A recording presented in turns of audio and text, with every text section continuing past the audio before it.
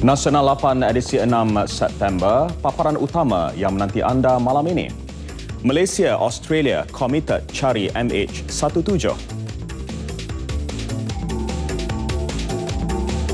Bukti fizikal nahas MH17 dikumpul. Dan senarai barangan GST diumum sebelum pelaksanaan. Bersama saya Fatil Hidayat Ghazali dan Rashikin Abdul Rahman untuk perinciannya dalam Nasional 8.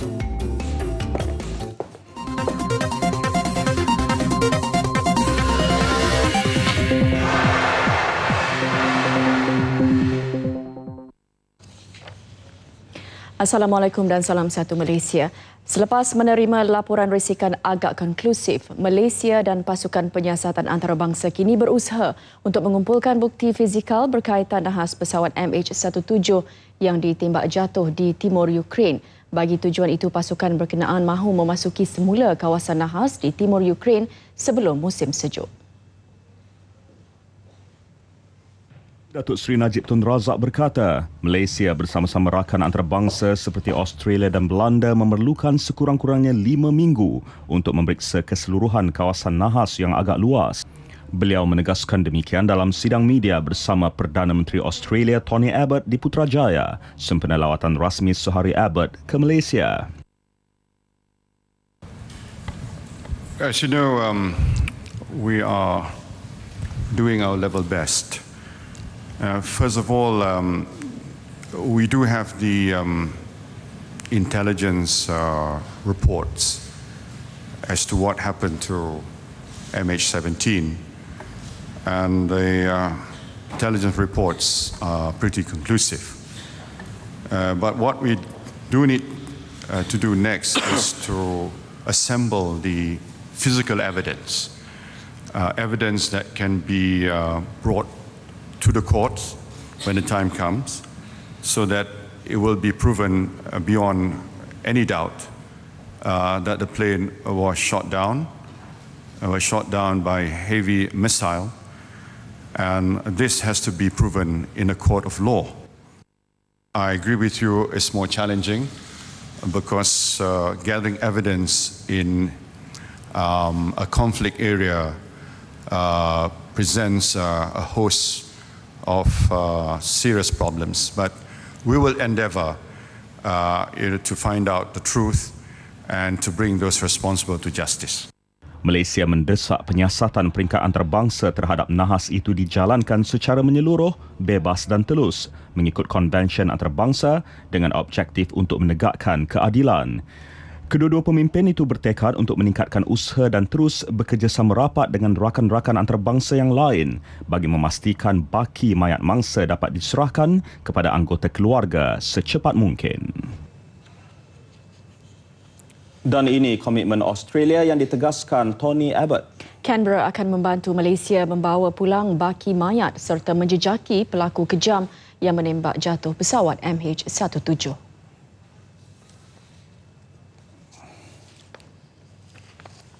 We owe it to the families of the victims of MH17 to bring all of them home and not to rest until the perpetrators of this atrocity are brought to justice.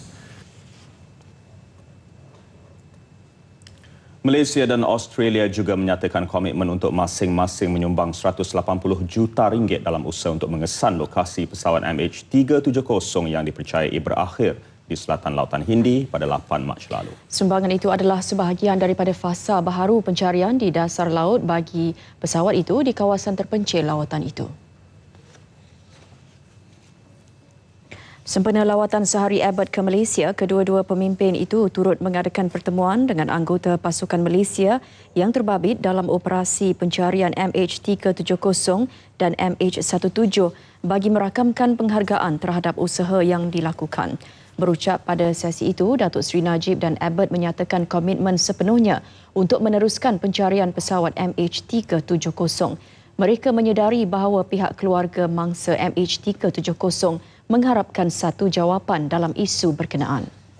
Prime Minister Abbott and I reaffirm our commitment and unwavering support to continue with the search for MH370, we are fully conscious that we owe it to the affected families of the passengers and crew members of MH370 in finding the answers. We will not give up until we have found what's left of flight MH370. We owe it to the families of the lost. We owe it to grieving countries. We owe it to the frightened and the curious all around the world to do whatever we reasonably can to resolve this mystery. Bagi Perdana Menteri, komitmen Abbott dalam usaha mencari MH370 bukti Australia negara sahabat yang mempunyai hubungan baik dengan Malaysia sejak sekian lama. Walaupun telah memasuki bulan ke-6 kehilangan pesawat MH370, Australia tidak pernah berganjak untuk terus menghulurkan bantuan kepada Malaysia. I'd like to say once again, we owe you a debt of gratitude, Prime Minister and Australian government and people, for your generosity, for your deep commitment to help us find the plane. And we will continue to work closely together, and God willing, one day we will find the plane. Abbott pula percaya hubungan baik kedua-dua negara ditambah setia kawan antara beliau dan Datuk Seri Najib dapat memberi semangat tinggi dalam mengharungi dua tragedi sedih itu. And I do believe that our friendship, the friendship between our two countries, has grown considerably stronger as a result of our shared bitter experiences in these two matters. It's sometimes said that the worst of times bring out the best of qualities, and we have seen in the way our nations and other nations have worked together.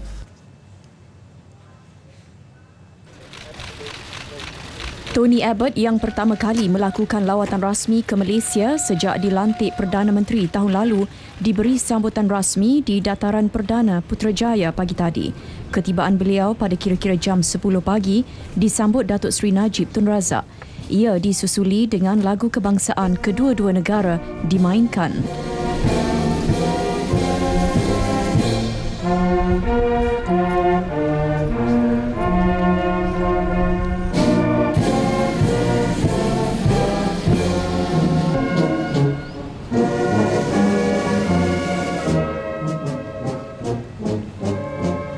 Abbott kemudiannya diberi penghormatan memeriksa barisan kawalan kehormat terdiri daripada 104 pegawai dan anggota Batalion Pertama Regimen Askar Melayu Diraja. Turut hadir pada majlis sambutan ini ialah Menteri Pertahanan Datuk Seri Hishamuddin Tun Hussein, Menteri Pengangkutan Datuk Seri Liao Tiong Lai, Ketua Setiausaha Negara Tan Sri Dr. Ali Hamzah, Menteri Kabinet, diplomat asing dan pegawai-pegawai kanan kerajaan. Kerajaan sedang menangani persepsi ramai berhubung tindakan memilih-milih terhadap mereka yang mengeluarkan kenyataan melampau, terutama membabitkan sensitiviti kaum dan agama. Timbalan Perdana Menteri Tan Sri Muhyiddin Yassin berkata kerajaan sedar persepsi begitu wujud dalam kalangan masyarakat yang beranggapan pihak berkuasa mengambil tindakan secara memilih-milih. Sebagai mengatasi tanggapan itu, perbincangan akan diadakan bersama Peguam Negara Tan Sri Abdul Ghani Patail dan Ketua Polis Negara Tan Sri Khalid Abu Bakar yang merupakan pihak bertanggungjawab untuk menangani kes-kes sedemikian. Hasil pertemuan itu, penjelasan diberikan dan sebarang tindakan diambil pihak berkuasa selepas siasatan selesai dengan bukti sahih. Untuk menentukan supaya tindakan itu boleh diambil, pihak berkuasa yang menyiasat perlu dapat bukti yang sahih beyond reasonable doubt bahawa memang sabit kes itu dilakukan oleh pihak ini dan ada akta yang telah dilanggari oleh mereka dan tindakan itu boleh diambil oleh pihak berkuasa. Beliau yang juga timbalan Presiden UMNO berkata demikian dalam ucapan penggulungan pada mesyuarat perwakilan UMNO bahagian di Kompleks Seri Pekembar Pagoh, Johor. Tan Sri Muhyiddin yang juga Ketua UMNO bahagian Pagoh menyatakan masyarakat tempatan turut diberi peluang menyertai projek pembangunan hub pendidikan Pagoh. Fasa pertama sudah dimulakan dan dijangka siap sepenuhnya akhir 2016. Terdahulu dalam ucapan perasmiannya, Tan Sri Muhyiddin berkata semua pihak perlu mengakui usaha berterusan kepimpinan negara yang berjaya meletakkan Malaysia sebagai negara maju di rantau ini. Tegas beliau, kerajaan bukan mahukan pujian tetapi usaha yang telah dilaksanakan membolehkannya layak mendapat pengiktirafan. Sehubungan itu, beliau melihat Malaysia tidak perlu menunggu sehingga tahun 2020 bagi mencapai taraf negara maju. Memandangkannya boleh dicapai pada 2018. Bagaimanapun, apa yang penting bukan sekadar mencapai taraf negara maju, malah keperluan rakyat juga tidak ketinggalan bagi mengelak adanya jurang dalam kalangan mereka. Berhadapan dengan kemelat dan krisis ekonomi. Buat projek tak boleh buat, tak ada peruntukan. Surau tak ada, masjid tak ada, kuil tak ada, tempel tak ada. Jalan-jalan kampung tak dibaiki, bekalan elektrik tak sampai dengan elok. Tak ada kemudahan-kemudahan riadah dan sebagainya. Kalaulah negara kita ini tidak diuruskan dengan sempurna, masalah ekonomi meruncing. Dengan sebab itu tidak ada peluang pekerjaan, rakyat menganggur, tak ada pendapatan. Siapa yang orang tuduh salah itu? Siapa? Kerajaan kan? Inilah kerajaan. Tak senonoh. Tan Sri Muhyiddin turut mengingatkan orang Melayu tidak pernah dipaksa menjadi ahli UMNO dan mereka sebenarnya diberi pilihan untuk berbuat demikian. Bagaimanapun sekiranya mereka memilih menjadi ahli UMNO, tanggungjawab dan amanah perlu dilaksanakan sebaik mungkin dalam membela nasib rakyat. Ahli UMNO bagi Tan Sri Muhyiddin adalah individu yang sanggup berkorban apa sahaja untuk meneruskan perjuangan agama, bangsa dan negara. Senarai barangan yang dikenakan cukai barang dan perkhidmatan GST akan dikeluarkan sebelum pelaksanaannya berkuat kuasa April 2015. Menerusi langkah itu, peniaga yang mengambil kesempatan atas pelaksanaannya akan dipantau Kementerian Perdagangan Dalam Negeri, Koperasi dan Kepenggunaan. Menterinya Datuk Seri Hassan Malik turut menafikan dakwaan beberapa Dewan Perniagaan yang pelaksanaan GST akan menjejaskan peniaga runcit. Jelasnya, kenyataan itu tidak berasas sama sekali. Kita telah pun 1,800 dengan masa yang ada. Kita telah pun dapat tambahan sebanyak 472 itu. Dan tambahan 472 lagi. Sebab bagi nak memperkuatkan balik pasukan penguasaan kita. Beliau memberitahu media di Kota Kinabalu selepas merasmikan program franchise Community Sabah. Mengenai potensi industri franchise tempatan di luar negara, Datuk Seri Hassan yakin Malaysia mempunyai potensi besar ekoran pertumbuhan memberangsangkan. Sehingga kini, sebanyak 58 jenama franchise negara sudah bertapak di 53 buah negara termasuk Jepun, Afrika Selatan dan Sweden. Beliau optimis Malaysia mampu mencapai sasaran 5% peningkatan jumlah jenama franchise tempatan diwujudkan di luar negara setiap tahun. Perniagaan franchise negara meliputi 36% industri makanan dan masing-masing 12% melibatkan sektor pendidikan prasekolah dan perkhidmatan. Pelaksanaan GST tahun depan bakal memberi rangsangan terhadap permintaan kenderaan memandangkan terdapat pengurangan harga selepas pemansuhan cukai jalan dan perkhidmatan SST. Menurut Ketua Pegawai Eksekutif Institut Automotif Malaysia MAI, Muhammad Madani Zahari, jumlah keseluruhan industri TIV tahun ini disasarkan sebanyak 670,000 unit dan dipertingkatkan kepada 680,000 unit sehingga penghujung tahun ini. MAI melaporkan bahawa TIV bagi tempoh Januari hingga Julai adalah 11,490 unit atau 3% lebih tinggi berbanding tempoh sama tahun lepas. Unjuran kempen jualan yang agresif oleh peserta industri. Jualan dikatakan teguh dengan pelaksanaan kenderaan baru bermula bulan ini. We have done some simulation on car prices with in comparison between sales tax and GST. Obviously this simulation shows that there will again be some reduction when GST is applied to replace sales tax. Beliau ditemui di pameran MEI Lafarge Automotif dan Keselamatan Logistik di Ibu Negara. 37 peserta menyertai pameran kali ini dengan sasaran seramai 20,000 pelawat dan pelawat perdagangan bakal membanjiri kawasan pameran yang bakal berakhir esok. Keluaran dalam negara kasa KDNK terma yang sering kita dengar melibatkan ekonomi negara. Namun, apa maksud sebenar KDNK dan apa yang dapat diukur daripadanya? Bank Negara bulan lalu mengumumkan KDNK pada separuh pertama 2014 berkembang 6.3% berbanding tempoh sama tahun lalu hanya 4.4%. Bagi memahami erti sebenar kenaikan itu dan impaknya kepada rakyat, kita ikuti pakej yang disediakan wartawan Putri Alia Jasmine. Ekonomi negara berkembang 6.4% pada suku kedua berbanding 6.2% pada suku pertama tahun ini. Namun, apakah maksud perkembangan ini kepada negara? Bersama saya ketika ini, pakar ekonomi yang juga merupakan pengerusi syarikat pelaburan Cruise International iaitu Datuk Jaliha Baba. Terima kasih Datuk kerana sudi bersama kami pada hari ini. Terima kasih. Datuk, mungkin Datuk ingin ceritakan apa maksud KDNK dan apa yang menyumbang kepada pertumbuhan KDNK itu sendiri? KDNK sebenarnya untuk kita faham bagi orang ramai, perkataan ini agak teknikal sebab sebenarnya keluaran dalam negara kasa. Apakah yang dimaksudkan di sini adalah semua pengeluaran barangan terakhir dan juga perkhidmatan terakhir yang diambil kira yang dikeluarkan di dalam negara kita setiap tahun. Bagaimana pula perkembangan positif ini dapat memberi kesan kepada rakyat?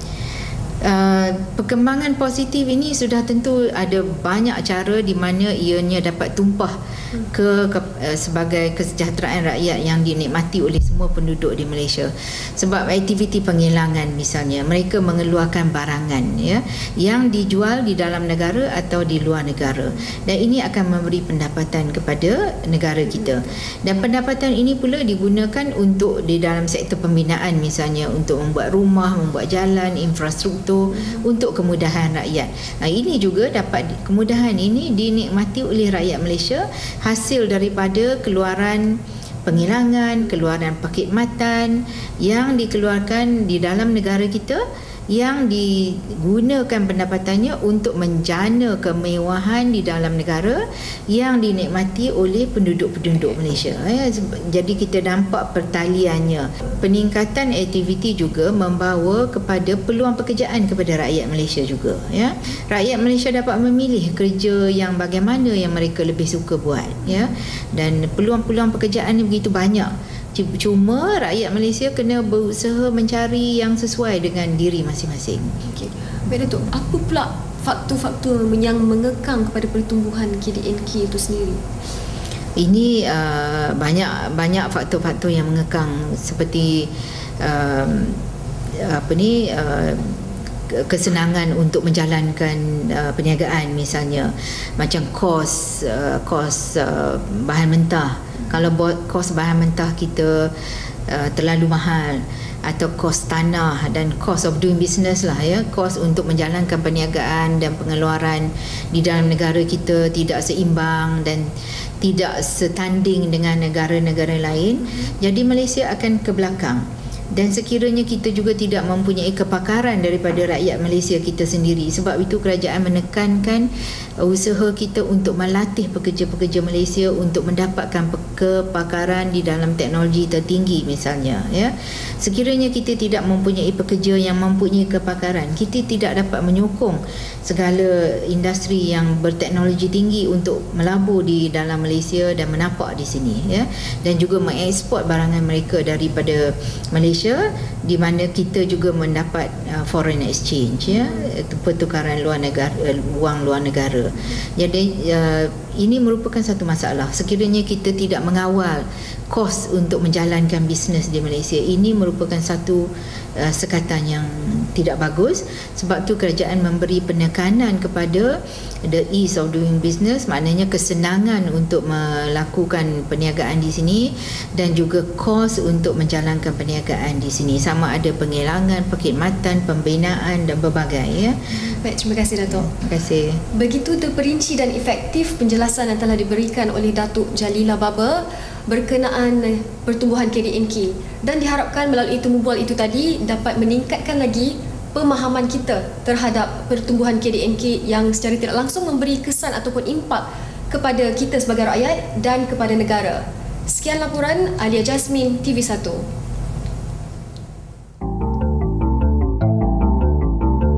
Sebalik lagu Warisan seketika nanti.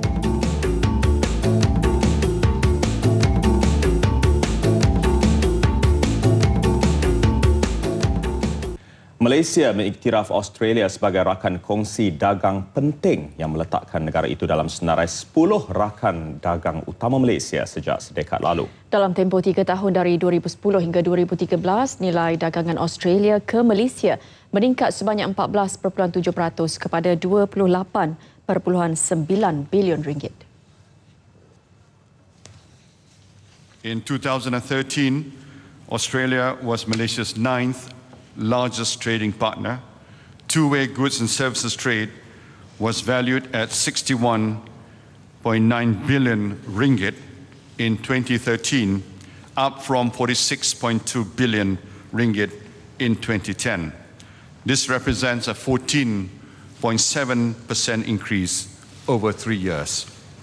In 2013, Australia's total investment in Malaysia stood at 28.9 billion ringgit, and Malaysia's total investment in Australia was at 50.9 billion ringgit. Perdana Menteri Datuk Seri Najib Tun Razak menyatakan demikian dalam sidang media bersama Perdana Menteri Australia Tony Abbott di Putrajaya. Abbott dan Datuk Seri Najib sebelum itu mengadakan pertemuan empat mata dan diikuti mesyuarat delegasi tertutup bagi membincangkan kerjasama sedia ada dan perkara berkepentingan bagi kedua-dua negara. Bagi melonjak hubungan perdagangan antara Malaysia dan Australia untuk manfaat bersama, Datuk Seri Najib berkata ahli-ahli perniagaan, pengurus dana dan pelabur asing terutamanya dari Australia boleh memohon mendapatkan visa 5 tahun untuk masuk ke negara ini bermula Disember ini. Malaysia juga bersetuju menyertai pelawaan inisiatif Pelan Baru Colombo yang ditawarkan Australia bermula tahun depan. Datuk Seri Najib berkata di bawah Pelan Colombo, penuntut Australia akan belajar di universiti negara ini antara 1 hingga 2 semester. Menurut beliau, pelan itu turut merangkumi program latihan amali di negara ini bagi penuntut terlibat. Fokus Pelan Colombo selain menumpu kepada kerjasama sosial, pendidikan dan ekonomi adalah menumpu kepada pembangunan sumber manusia. Hubungan Malaysia-Australia yang telah terjalin sejak tahun 1950 juga bermula dengan Pelan Colombo.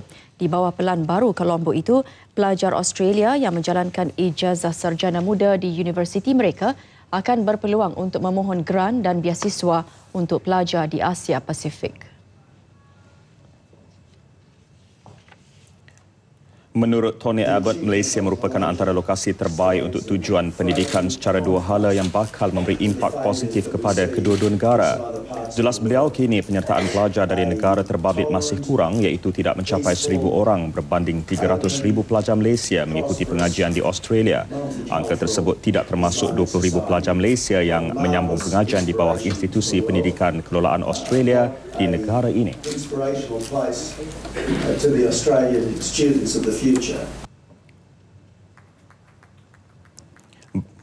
Beliau berucap di hadapan lebih 500 penggubal dasar pendidikan daripada kedua-dua negara dalam majlis resepsi pendidikan di ibu negara. Kebebasan bersuara hanya boleh diberikan sepenuhnya sekiranya rakyat lebih matang dalam menilai keamanan dan kebebasan yang diperolehi. Menteri Komunikasi dan Multimedia Datuk Seri Ahmad Syabri Cik melihat masih ada segelintir rakyat yang tidak mampu mendisiplinkan diri dalam menikmati kebebasan demokrasi yang diberikan. Beliau percaya kebebasan akan tiba serta hak bersuara dibenarkan sepenuhnya. Bagaimanapun ketika ini, sikap keterbukaan yang diberikan kerajaan tidak ramai yang menghargainya. Walaupun hanya segelintir yang merosakkan hak kebebasan bersuara, tetapi berdasarkan penelitian pihak tersebut, berterusan melanggar keterbatasan bersuara dalam etika demokrasi. Justru buat masa kini, kerajaan perlu mendengar pandangan dan mengkaji semula kesan sekiranya Akta Hasutan dihapuskan. Cadangan tercetus susulan Perdana Menteri yang ingin menghapuskan akta tersebut adalah lontaran idea yang diberikan. Justru maklum balas dari segenap lapisan masyarakat diperlukan dalam proses mengkaji kewajarannya. Siapa yang menghargai perkara ini? Ada orang nak puji kerajaan?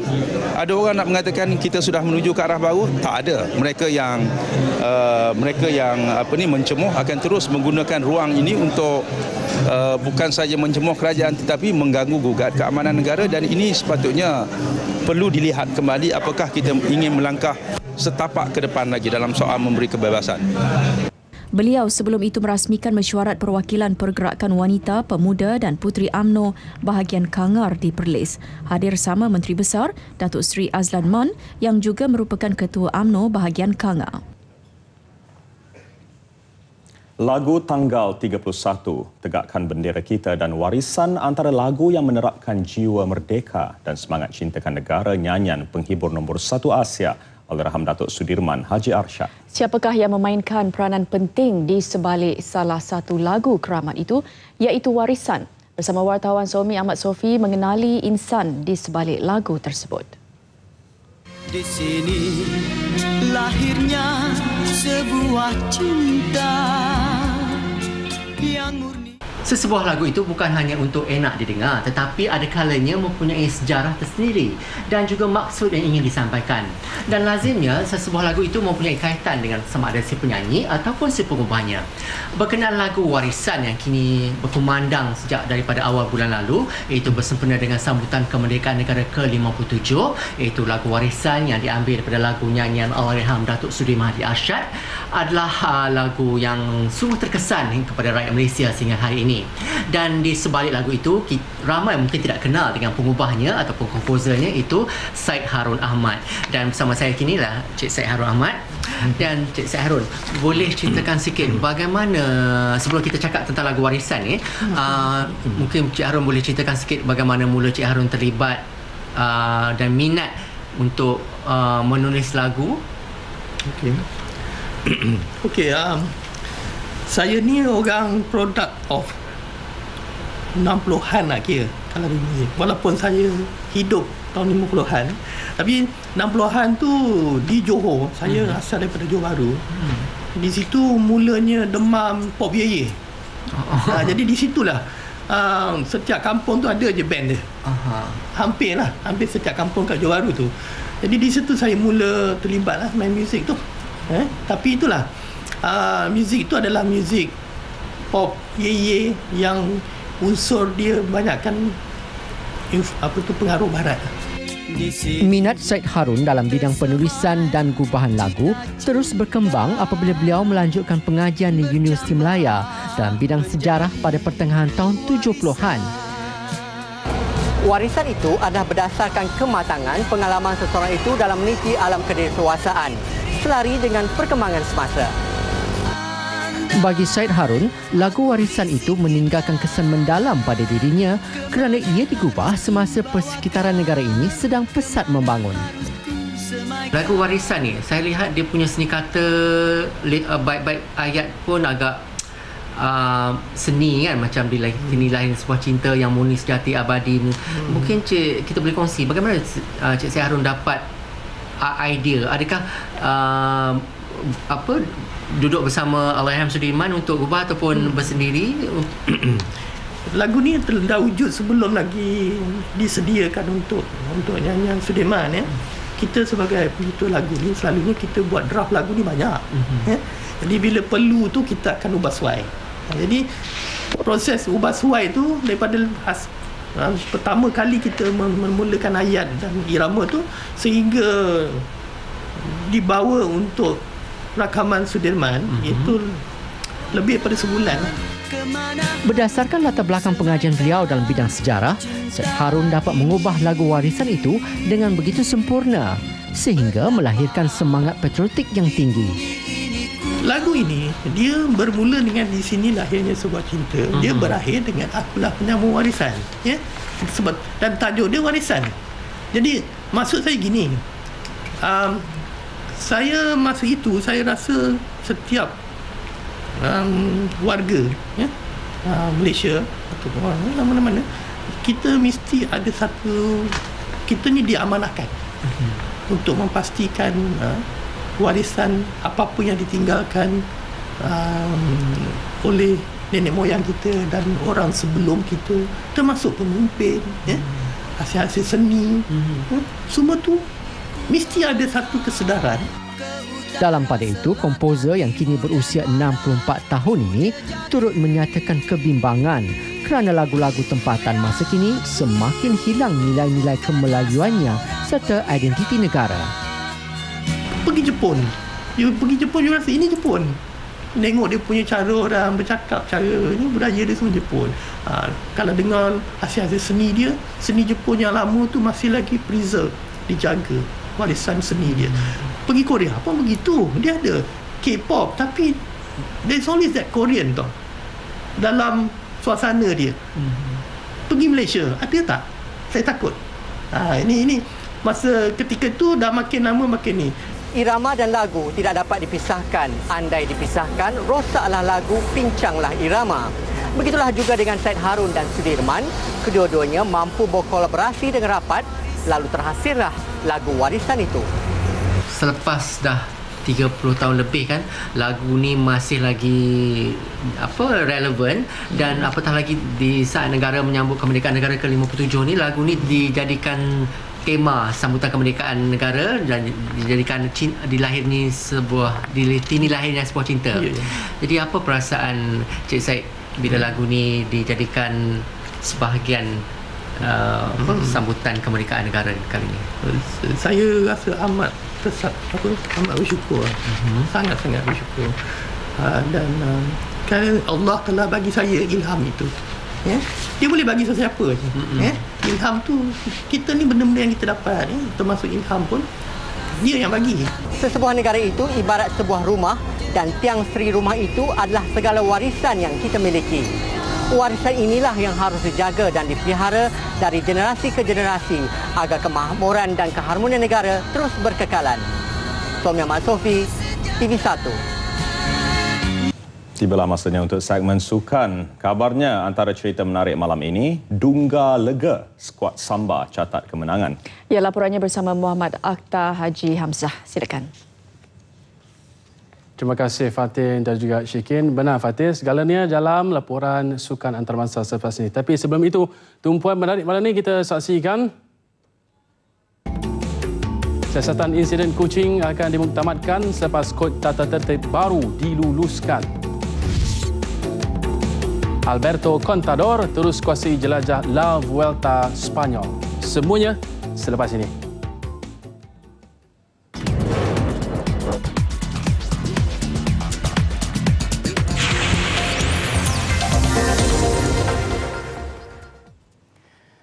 Baik, kita mulakan Sukan Nasional 8 dengan perkembangan dari Persatuan Bola Sepak Malaysia. Semua kes tata tertib yang melibatkan saingan Piala Malaysia termasuk insiden rusuhan penyokong ketika perlawanan Sarawak dan Perak 30 Ogos lalu hanya akan diperhalusi selepas kod tata tertib baharu yang diselaraskan dengan AFC dan FIFA diluluskan. Itu jawapan Setiausaha Agung FAM, Dato' Hamidin Muhammad Amin apabila dirujuk perkembangan terbaru dari Badan Induk Bola Sepak Negara. Dato' Hamidin menjelaskan jawatankuasa tata tertib yang dipengerusikan Dato' Kang Hui Ji akan mula membincangkan kesemua kes sejurus kod tata tertib baru diluluskan. Kod tata tertib ini akan dibawa ke mesyuarat Badan Kehakiman sebelum dibincang dalam mesyuarat Exco 9 Oktober depan dan proses tata tertib akan bermula. Bukan hanya kes, saya kira kes Sarawak dan Perak, mungkin Perak dengan Sarawak, dan mungkin ada beberapa lagi mungkin kes yang perlu di-highlightkan, mungkin kes boating yang tentang tu semua di laporan kita dah kumpul. Tambah Datuk Hamidin, laporan telah diterima daripada kedua-dua pihak dan akan membuat penilaian telus sebelum menyerahkan kepada jawatan kuasa tata tertib. Pada perlawanan 30 Ogos lalu, kira-kira 2,000 penyokong Sarawak merusuh sebaik sahaja tamat perlawanan bola sepak antara negeri itu dan Perak yang berakhir dengan keputusan seri 1-1 sekaligus menyaksikan pasukan Ngap Sayot tersingkir dari saingan Piala Malaysia 2014. Dalam pada itu, sasaran suku akhir di Sukan Asia Incheon yang diletakkan kepada skuad bawah 23 tahun negara kendalian Dato' Ong Kim Swee adalah logik. Itu pandangan Ketua Pasukan Angkatan Tentera Malaysia ATM, Harudin Omar, yang mengambil kira barisan pemain yang dipanggil untuk menjalani latihan pusat sebelum ke Incheon. Harudin Omar yang senang dipanggil dengan Hai-O yakin skuad kendalian Dato' Ong Kim Swee mampu memberikan saingan sengit terhadap lawan di Incheon, Korea Selatan. Tambahnya lagi, perlawanan pembukaan tentang tuan rumah Korea Selatan pada 14 September akan menjadi langkah permulaan dan hala tuju skuad negara. Untuk saya itu satu sasaran yang logik lah. Di mana kalau kita tengok pendedahan demi pendedahan yang diberikan oleh pihak pengurusan kepada pasukan, saya rasa pasukan harus melayakkan diri ke suku akhir. Persiapan yang dilakukan sangat rapi. Dan saya difahamkan mereka mengambil 3 pemain senior. Dan saya harap pemain senior yang dipanggil dapat membantu pasukan lah, memperkuatkan lagi pasukan. Skuad bola sepak negara juga perlu membuktikan meskipun disenarai sebagai sukan kategori B oleh Majlis Olimpik Malaysia MOM, mereka tetap mampu untuk melakar kejutan. Skuad kendalian Dato' Ong Kim Swee mengadakan 2 perlawanan persahabatan antarabangsa menentang Yaman dan China sebagai ujian untuk menilai pemain-pemain yang benar-benar layak untuk dibawa ke Incheon. Terdahulu, Harudin Omar ditemui di Halal Fiesta anjuran CIMB Islamic di Seri Kembangan, Selangor. Selain memberi tumpuan penuh kepada kerjanya sebagai pemain bola sepak, Harudin Omar turut mengisi masa terluang khususnya selepas tamat musim Liga Malaysia dengan aktiviti perniagaan. Tumpuan perniagaan terarah kepada penghasilan produk makanan. Beliau yang juga pengarah Adik Su Resources yang Berhad berkata, syarikatnya mengeluarkan produk makanan berasaskan sos ikan, sambal, tepung serta perencah makanan. Kita telah pun siap di mana kita memiliki kilang kita sendiri di Kuala Terengganu, dan dalam masa terdekat insya-Allah pasaran produk Adisu akan memasuki pasaraya Ekon Jaya dan juga Giant lah dalam masa yang terdekat insya-Allah. Katanya, syarikat Adik Su kini dalam usaha untuk memasarkan produk berkenaan ke seluruh negara. Baik, itu tadi perkembangan terbaru Hai-O yang berjinak-jinak dalam perniagaan, satu perancangan yang baik untuk masa depan. Baik, menjelang perlawanan suku akhir kejohanan bola sepak Piala Malaysia, tempoh rehat hampir sebulan digunakan oleh kesemua 8 pasukan untuk memperbaiki kelemahan sebelum sepak mula pada Oktober depan. Bekas juara treble Kedah tidak terkecuali untuk memastikan Sang Helang Merah benar-benar bersedia untuk mengharungi suku akhir. Kedah akan berdepan tugas sukar kerana perlu mengatasi kelantan di suku akhir. Persembahan yang hambar meskipun berjaya menerajui kumpulan B nyata meresahkan pengurusan Kedah dan jurulatih Tan Cheng Ho.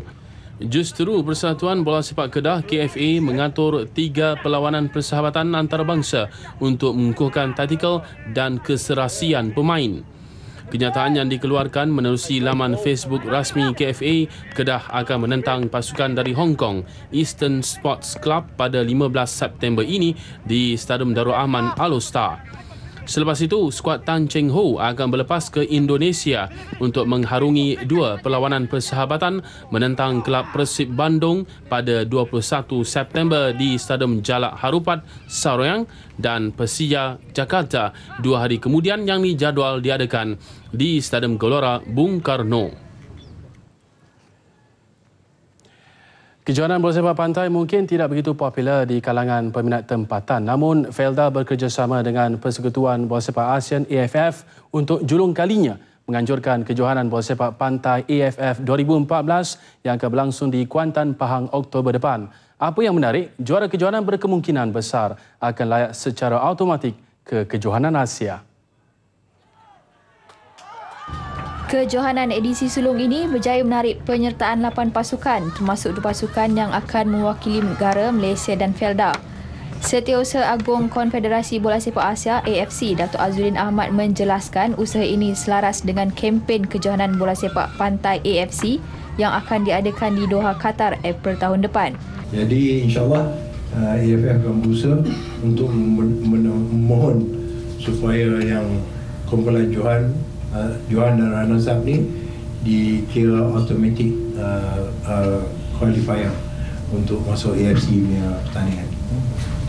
Dalam pada itu, Pengarah Urusan Felda Datuk Faizul Ahmad tidak menolak kemungkinan kejohanan ini akan diadakan setiap tahun. Once kita dah masuk dalam championship ni, kita mesti bersedia lah untuk mengadakan satu pasukan khas untuk beach soccer ni.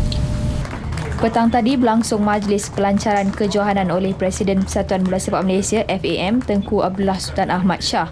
Pada majlis yang sama turut berlangsung penyerahan tajaan yang menyaksikan Felda menjadi penaja utama kejohanan dengan tajaan RM1 juta. Kejohanan yang akan berlangsung dari 21 hingga 31 Oktober depan menyaksikan Malaysia diundi dalam kumpulan B bersama Myanmar, Laos dan Filipina. Manakala Felda diletakkan dalam kumpulan A bersama Indonesia, Thailand dan Vietnam. Perkembangan badminton. Dakwaan atlet pelapis sekadar diperam oleh Persatuan Badminton Malaysia BAM disangkal Ketua Jurulatih Persorangan Negara Rashid Siddiq. Malah hakikatnya mereka bukan diperam, sebaliknya belum mencapai tahap untuk dibawa ke pentas antarabangsa. Bekas pemain kebangsaan itu menambah kesemua pemain pelapis yang bernaung di bawah BAM sentiasa dipantau dan pastinya mereka yang menunjukkan prestasi cemerlang dibawa ke peringkat lebih tinggi. Sebagai contoh, menjelang Sukan Asia hujung bulan ini, nama Goh Sun Huat dan Iskandar Zulkarnain Zainuddin disenaraikan dalam acara perseorangan.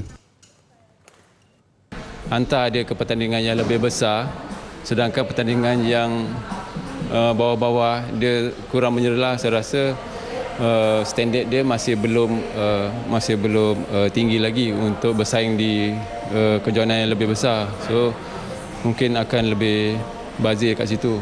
Lebih baik mereka fokuskan pada pertandingan yang kecil-kecil. Untuk pendedahan, kesemua mereka sentiasa dihantar bermain di kejohanan 3 bintang, antaranya terbuka Vietnam yang bertaraf Grand Prix sedang berlangsung ketika ini. Demikian tadi akta dengan paparan sukan. Kementerian Belia dan Sukan akan meneruskan usaha bersepadu dan mempertingkat kempen membasmi penyalahgunaan dadah khususnya dalam kalangan belia. Laporan Imi Haryanti Abdul Rahim. Assalamualaikum dan salam satu Malaysia. Saya kini berada di Taman Tasik Titiwangsa untuk bersama-sama belia untuk menghargai kehidupan yang bebas dadah. Bersama dengan saya sekarang ini adalah seorang vokalis daripada kumpulan OAG iaitu Radi OAG. Jadi sihat Radi? Alhamdulillah. Assalamualaikum. Waalaikumsalam. Jadi terima kasih kerana bersama dengan saya. Jadi soalannya Radi. Jadi apa agaknya pengertian konsert ini untuk Radi? Pengertian konsert ini bagi saya memandangkan dia masih dalam bulan merdeka. Ialah satu kemerdekaan untuk saya. Sebab saya dah bebas daripada dadah selama 3 tahun. Alhamdulillah. Dan ia masih proses yang berpanjangan. Dan juga ialah satu inisiatif yang sangat bagus daripada Kementerian Belia dan Sukan dan pihak kerajaan khasnya, umumnya. Jadi harapan dan juga nasihat Radi kepada belia di luar sana agar tidak terjebak dengan dadah. Okey, harapan saya ialah untuk mengenali siapa diri kita dan siapa kawan-kawan kita. Sebab di Malaysia ni penjualan dadah, pengedaran dadah masih lagi belum rasa. Memang nak kata kita boleh hapuskan secara 100% memang akan makan masa. Tapi kena bermula daripada institusi keluarga. Saya contoh sebagai ibu bapa kena pantau apa yang anak saya buat. Program Hari Belia Tanpa Dadah 2014 dirasmikan Menteri Belia dan Sukan Khairi Jamaluddin petang tadi di Taman Tasik Titiwangsa. Antara objektif program menyebar kempen Hari Belia Bebas Dadah di semua peringkat serta memudayakan cara hidup sihat tanpa dadah. Komunikasi yang baik dan harmoni dalam keluarga adalah pemangkin kasih sayang dan kesejahteraan sesebuah keluarga. Baik, Baik, sedikit informasi yang ingin saya kongsikan di sini, iaitu pada penghujung tahun lepas, statistik penyalahgunaan dadah di kalangan belia menurun 15%, iaitu 3,000 orang. Itu maklumat yang saya terima melalui kenyataan yang dinyatakan oleh Menteri Pembangunan Wanita, Keluarga dan Masyarakat, Datuk Rohani Karim. Jelas di sini menunjukkan belia sudah mula peka akan bahayanya najis dadah. Apatah lagi, tahun lalu kita telah dikejutkan dengan kematian beberapa orang remaja semasa konsert berlangsung.